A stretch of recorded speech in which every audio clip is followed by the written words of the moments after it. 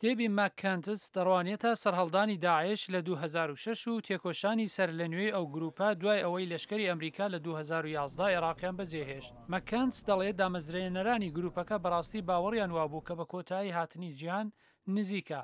ئەو دەڵێت بە پێچەوانە ڕێبەرانی نوێ و گروپە وەک تۆکمەکردنی ڕیساڵەت تیشیان خستە سەر حکوومەت بۆ ئەوەی خلافەت بنیاد بنێن. داخوا ئەوە لە ڕووی بەدبینیەوە دەکەنیان ڕەنگە قەت نەزانین، بەڵام بێگومان ئەوە هەنگاوێکی کاریگەرانەی وەرگرتنی کەسانی نوێیە. ماککانتس دەڵێت لە دمێکدا ئەڵقاعیدە دەیویست پشتیوانی لە جیهانی ئیسلامدا وەدەست بێنێت، داعش بۆ دەستهێنانی دەسەڵات دڕندەیی و ترس بەکاردێنێت. ئەو دەژڵێت ماوەی 2 ساڵی ڕابردوو ئەمەی سلماندووە. بە پێی مەزەندە لەوە تا شەڕ لە 2001 لە سووریا دەستی پێکردووە، زیاتر لە 20,000 شەڕەوانی بیانی لانیکەم 3400 یان ڕۆژاوایی لە 9 وڵاتڕا چوونەتە سووریایە.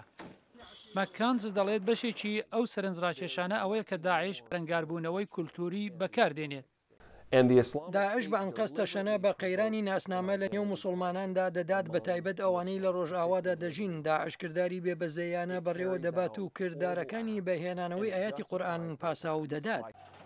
هێندێک لۆمەی پێکهاتنی داعش لە هێرشی ئەمریکا لە 2003 دەزان و هیری کەش دەڵێن ئاکامی کێشانەوەی لەشکری ئەمریکا بوو کە بۆ شایەکی ساز کرد کە میلیتانەکان پڕیان کردەوە. ماککانتس دەڵێت هەردووچیان ڕاستن.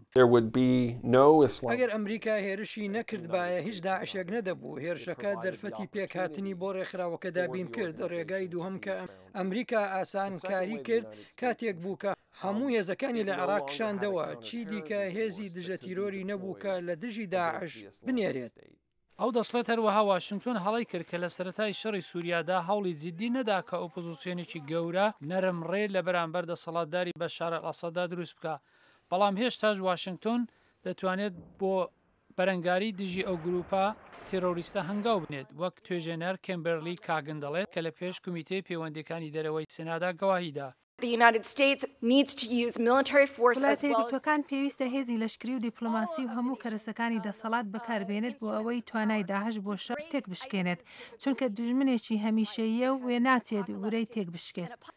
برایان کاتلیس لە ناوەند بۆ پێشکەوتنی ئەمریکی کوتی ڕێبازی ئێستا کە پشت بە هێرشەکانی ئاسمانی لە دژی میلیتانەکان دەبەستێت کافی نییە. چارەسەری سەرشی بۆ هێنانە گۆڕی ئەم گرفتانە پێم وایە هەوڵێکی یەکگرتووتری ئەمریکای پێویستە. هەماهەنگی هەموو لایەنەکانی استراتیژی دژە داعش خۆی پەرەپێدانی ڕێبازێکی یەکگرتووتر بۆ هەرێمەکەیە. ئەمریکا ڕەنگە هەر ئەو کارە ئەنجام بدات دوای ئەوەی پرۆگرامێکی 500 میلیۆن دلاری بۆ مەشقپێدانی هێزەکانی سەرهەڵداوی نەرمڕێی سووریا سەرکەوتوو نەبوو. بەڕێوەبەرایەتی ئۆباما بەپێی راپۆرت خەریکی داڕشتنی پلان بۆ هەڵمەتێکی زیاتری هێرشبەرانی لەشکری لە سووریایە بۆ ئەوەی گوشار لە سەر داعش زیاتر بکات. ئەوەش گۆڕانێکی گرنگ لەو استراتێژیە کە بۆ زۆربەی ساڵ بە مەبەستی شکستدانی گروپەکە لە عێراقدا بەکاری سەرەکی دەزانێت. سەلاحی پیرۆدی دەنجی ئەمریکا.